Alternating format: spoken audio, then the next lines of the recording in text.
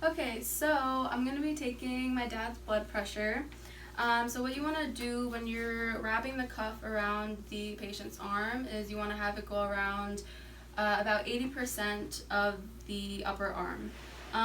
You want to locate the antecubital space, which is going to be around here.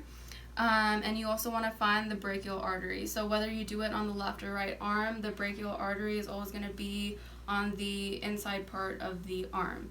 And that's also where you're going to place the head of the stethoscope so you can hear the thumps. So wrapping it around, you want to make sure that the cuff is about half an inch to an inch above the antecubital space. So it's going to be around like right there. You want to make sure that it's not super tight, but it's snug enough to the point where it's not going to be moving around too much. So right there.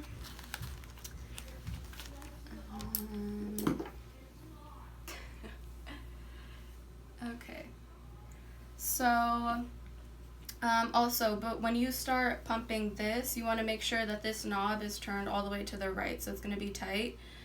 And then, okay, so now what I'm going to do is I'm going to take the head of the stethoscope and I'm going to place it on the brachial artery, which is going to be, again, like I said, on the inside part of the arm.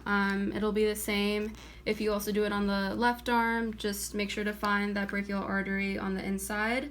So what you want to do is you want to make sure that this, push it up a little bit, you want to make sure that this knob is turned to the right, so it'll be completely tight before you start pumping. Once you pump, or when you pump, you want to have it go up to about 160 to 180, even 200, and that's where you're not going to hear any of the thumps. So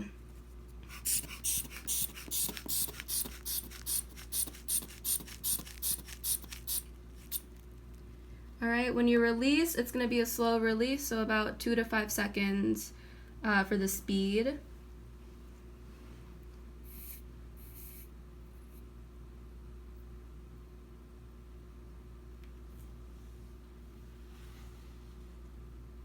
All right, that was the first thump around 130.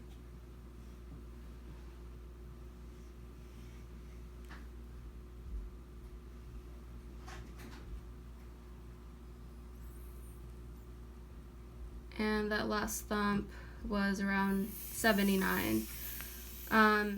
Okay, so I heard that first thump around 130, and that is basically when the heart contracts. So that's going to be your systolic pressure. And then I heard that last thump come in around 79, and that's when the heart releases, or it stops contracting, so the blood starts to flow back in, which is going to be your diastolic pressure.